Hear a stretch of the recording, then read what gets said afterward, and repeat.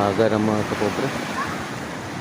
Kagabi hindi ko nalipat yung bangka ko kasi naunahan pa ko doon sa mga ibang lugar. Kaya doon lang yan nakalagay yung bangka ko. Hindi na lang hindi talaga medyo lumakas yung hangin. Pero inaabot yan.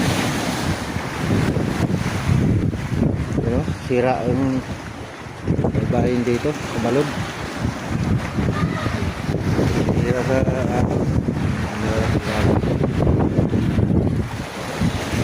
ang daot, malakas pa rin ang ulan.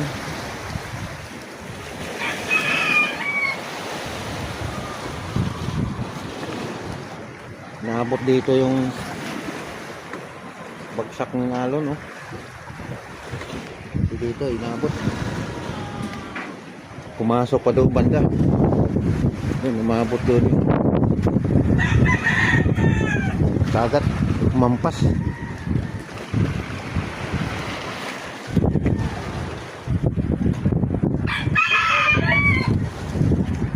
Pero sira-sira yung mga pile-pile dito ng mga kahoy.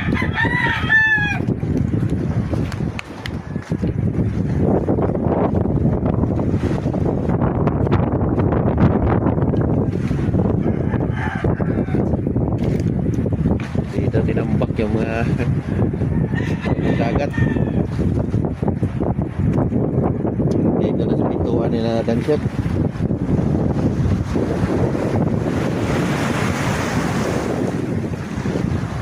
Nakipan dagat ngayon mga kapobre. Kailangan pa rin batayan yung bangka. Pero mahina ng hangin ngayon. Problema lang, brown out ngayon, hindi ako makawindi.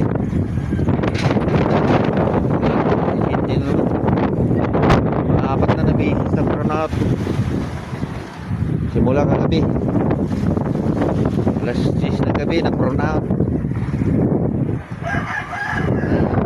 Brown out kagabi. Pero nakawindi pa ako kagabi, alas 8 mahigit. Ang hangin ngayon, 19 na lang.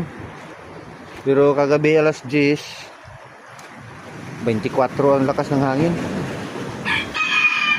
Kaya panatag naman ako, nandoon lang yung bangka ko kagabi dahil 24 lang ang pinakamalakas.